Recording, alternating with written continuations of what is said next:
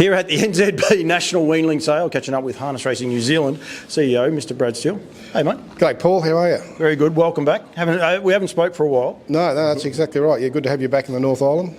I'm glad I'm not in the south because it's very cold here on the north, that's for sure. Firstly, the sales here today, NZB do an awesome job.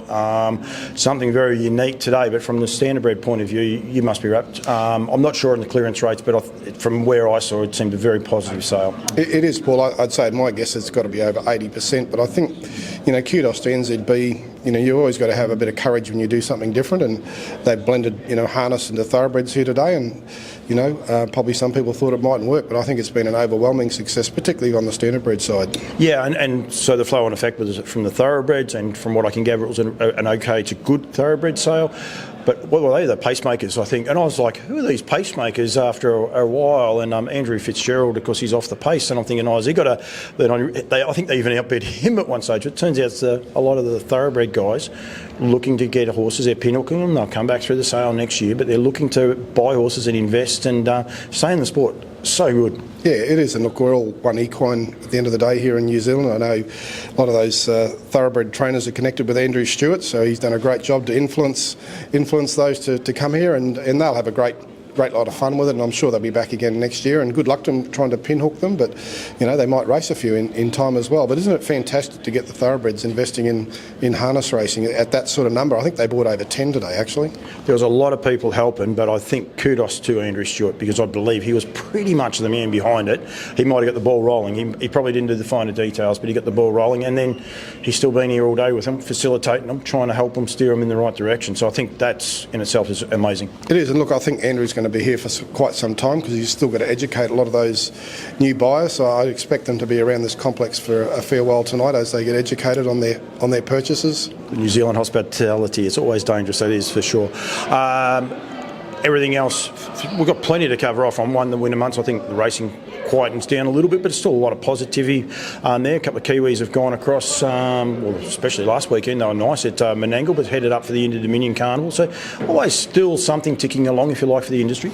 Yeah, it is, Paul. And look, we've added a few extra fillies and mares races on through the winter this time to keep those fillies and mares racing. And, we've got a Southern Surge that we've introduced down in Southland just to keep the horses running through winter time. And I think, generally speaking, look, there's less horses racing, but I get the feeling that there's a little bit more sticking around this time of the year because we've actually put on more races for them. So they are battling their way through winter, but they typically do ease off a little bit, particularly down south.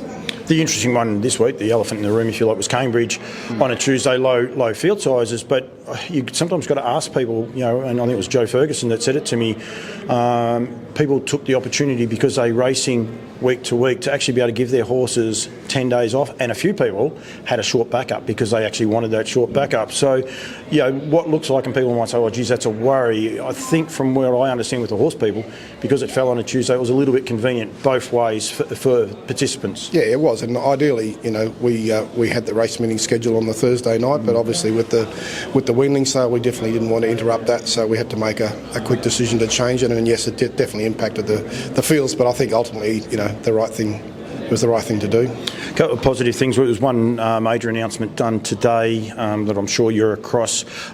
Basically, it's called geo-blocking, I think is the official terminology, but basically the TAB betting, the only betting is here in New Zealand. When you're in New Zealand, you're betting into a New Zealand market.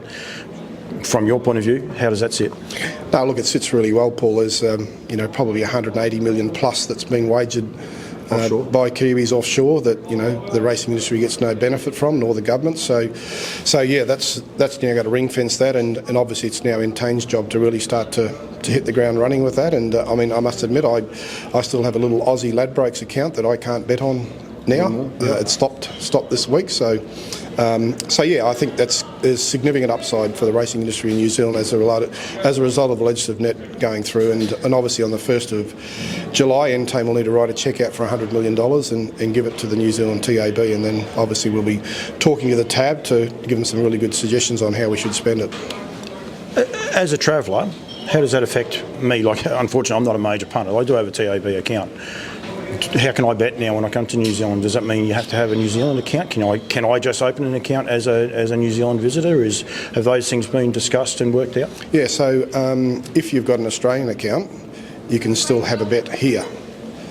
but not. Sorry, if you're a Kiwi, you cannot bet anywhere outside of New Zealand. Yep. If you're a New Zealand resident, so you can't open an account with any other bookie. Okay. But if you're an Australian and you want to come here and you want to have a bet, so long as you've got an Australian account, you can still bet.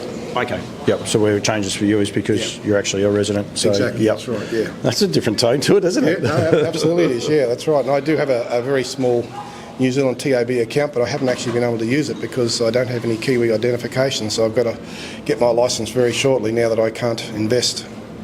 From there, you better just scrub there if you're going to get your photo taken tomorrow. But that's a little in joke, so it's okay. Right, yeah. If anyone can see, it's a pen that he's hit himself with a green pen sprung a leak on the plane. Recent announcements, I'm not exactly sure, but the $5,000 race series that's been announced in Ashburton, mixed feedback from people from your point of view. Yeah. How does it sit? Yeah, look, it's great. People have got opinions and it is something new, and sometimes you've really got to explain it so that people fully understand the benefit. But look, I think it's a fantastic concept. There's going to be so much upside. You know, it wouldn't surprise me if you start to see maybe a few service fees come down. It will encourage people to get more horses out of the paddock. The feedback that we've got through surveys and getting around is that it's the grassroots that really need some attention, both from a breeding and from an ownership. And so we think this will go a long way to help address that. So I think it'll help with horse utilisation and really address the needs of the grassroots and try and get them back breeding. And we've guaranteed the series for 5 years, and it's a harness 5,000. So long as they buy a sire at the time of conception that's $5,000 or less, they're eligible. $60,000 finals per gate and per sex. How does that affect, though? I know a couple of horses that I'm well aware of are Vessam and Pinseeker, quality horses. Pinseeker's contesting the Inter-Dominion. Oscar Bonavina and the horse that's just left me of John Dunn's, being both by Majestic's son. That in itself seems to be a little bit of a fly in the ointment. If you ask me, I don't think they need grassroots help, any of those horses there. So how do we tackle that, or how do you tackle that? Is there a way of... Yeah, look, there is. So in the terms and conditions, Group 1 winners are excluded. So Pinseeker's still eligible then? He's still eligible, yeah, but he's got that carnival to go in. It's not Group 1 though? No, that's right, but there's other big races to come. So, but yeah, Group 1 horses aren't eligible. Vessam still would be. Yep. But, you know, that's the luck of the draw. And he's one horse, and he'll probably get a pretty ordinary barrier draw, and it's 1,700 metres at Ashburton. So it won't be a pushover. Yeah, but obviously there's still issues with it. Like, I mean, on paper it sounds awesome, but yeah. So is it? You said it's locked in for 5 years. Is it hard locked in the way that it is? No, definitely not. No. I think the thing is, Paul, that you've always got to continue to review these things to see, well, okay, did we stuff up? What do we need to fix, or how can we make it better? So absolutely no. It's not locked in. The funding's locked in. I think we gave him a rap just before too. I don't know why. Dylan Ferguson, he's been very active here today, and Joe. But yeah, so no, it's definitely, there's some parts of it that are locked in terms of funding. But absolutely, we'll play around with it as we get feedback from people to make it better. But we got to start somewhere, and it only gets better from there. Well, the other thing I did see a little bit of kickback from Invercargill Cup and the Cups as well.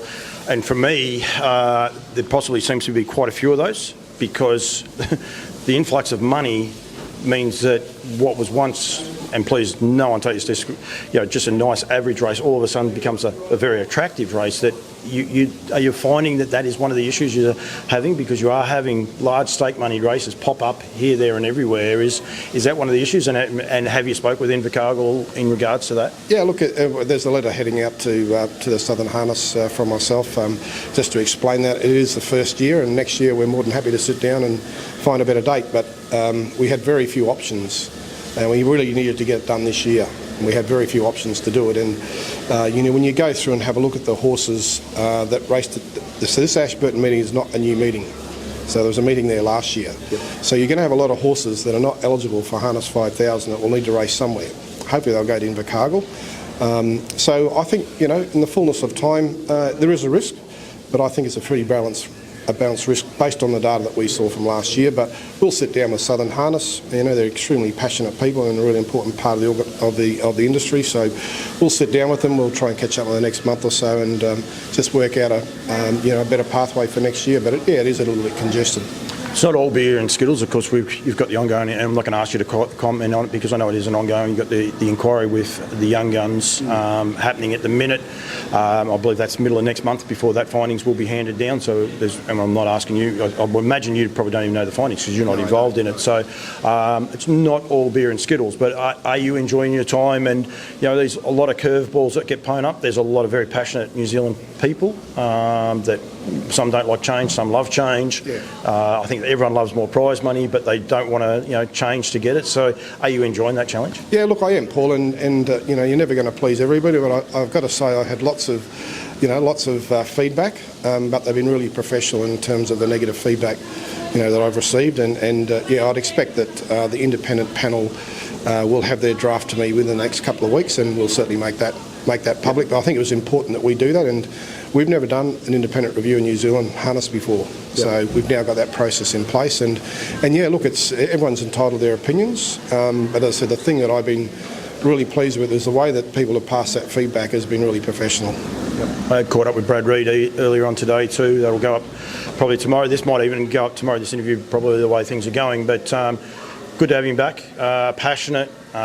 He's awesome to interview. He's very articulate and he knows his stuff. But the breeding industry definitely has its challenges. Of course, this was the last sale. We're going to see Elabar at Jamie Bartlett's taken over there, though, so that man will be held. But one of the comments I had there was that, do we help Jamie? Because she's a young girl. She can prepare a horse. She can present a horse. She can, get the right people there. But how do we help her to run her business the right way? And is that something that you guys are looking at? It actually is. And we're actually putting together a program at the moment. And I won't mention the person's name, but there is an elite coaching program that we're putting together at the moment that hopefully in the next month or two we'll be able to announce.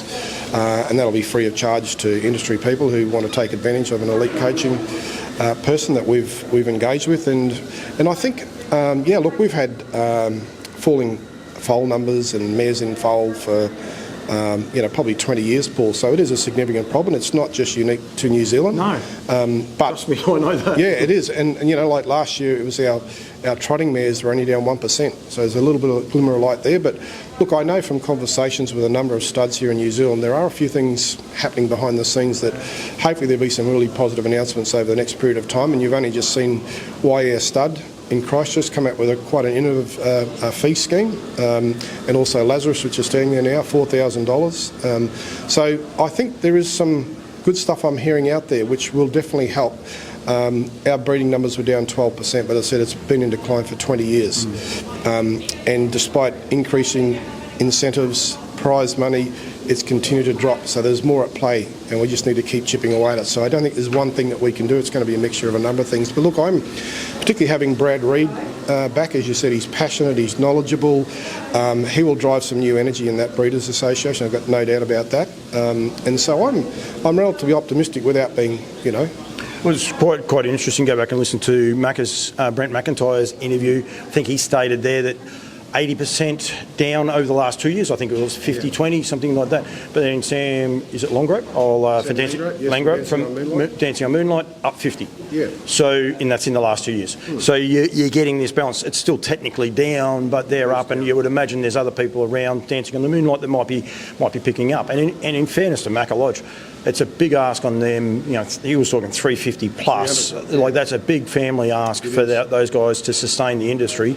Kane's taken a much more forward approach now. They've put some innovation in today, like the first perfect sting to win a race gets a $10,000 bonus. Try and help sell these weanlings. But yeah, again, we still need more people coming through and helping them out, don't we? We do. Look, and Macca Lodge and Brent, they do a fantastic job, it's great to see the perfect stings go through the ring today, and I thought they were really well sought after. I think they should be really pleased with their lot, and I think now that Always Be Mickey's not coming back, we've got his son here, so I think that should work well for them. But yeah, Macca is really passionate. I know he's thinking about the way that they can improve things, and I'd expect maybe he'll put a few more mares back in foal this year, Paul, with something that they're working on. And we need those studs to stay commercial. There's absolutely no doubt about that. And as I said, I'm actually buoyed by some of the conversations I know that are being had between various studs. So I'm a bit optimistic, even though 20-year decline. I am optimistic that I think we're not too far away from the bottom. Oh, no, I think we definitely have to continue to do those I could talk to you for a long time, possibly should catch up a little bit more often. I get fed a lot of stuff. Oh, you got to ask this, or you have to ask those things. And I'm not about a controversy. I'm about clarity, though. I do think we need to have, clear. Campbell's Comments is always open for that too, for people to have their say and go from there. So really do appreciate you joining me. Been a very positive day, I think, here from NZB. No matter what, I think just the vibe, the thoroughbred people, the pacemakers coming involved. So things are going along in the right way. Are you going to get back to the Constellations? Are you heading back to Queensland after this really balmy weather that we have up here? I am heading back, Paul. Yeah, hopefully I might have a runner in the Protostar, a little 2-year-old that I bred that I've retained an interest in. So I'm hoping I'll have a runner. But yeah, I'm heading. Name? Pure Grunt. Oh, yeah. Who's got it? Keith McDeed. Yep. Yeah, it's a Vincent. Yep. He goes pretty good. I'm heading back for 2 weeks for the carnival in the Dominion. Catch up with a few people. Maybe talk to a few trainers and owners about coming over for the carnival as well, and thaw out a bit whilst I'm there. Can you do me one favour? Have a talk to Andrew. See if you can get that international entry and exit out of Australia just down a little bit, make it more productive for horses to be coming backwards and forwards, because it's a little bit prohibitive, I think, that way. I think that would free a lot of things up, because they just need to drop. There's a few things, and they definitely need to drop that. Yeah, well, I don't know if everyone's aware. Certainly the Kiwis are aware that Harness Racing New Zealand have offered $7,500 travel rebate to any Kiwi horse that goes to the Brisbane Carnival that doesn't win that money. You're joking? No. See, we're good to our people over here, and I'm sure Racing Queensland... You change your tune. Racing Queensland and a few of the other states will probably reciprocate for our Cup week. But yeah, so any Kiwi connections that go to the Brisbane Carnival, if they don't win $7,500, we'll rebate them. Yeah. So Rivera's won it.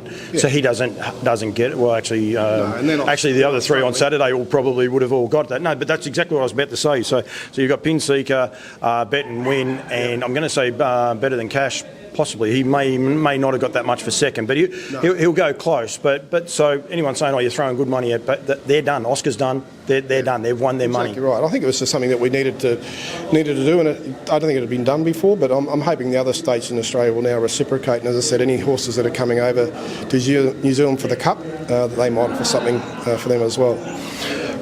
Thank you.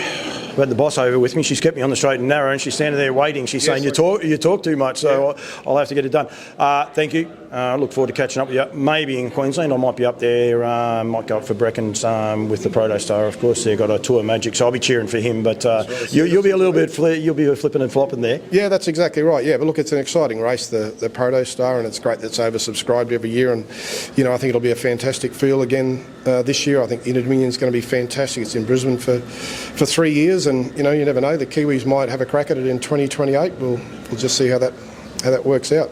Brad, thank you very much. You're welcome. Thank you. Thank you.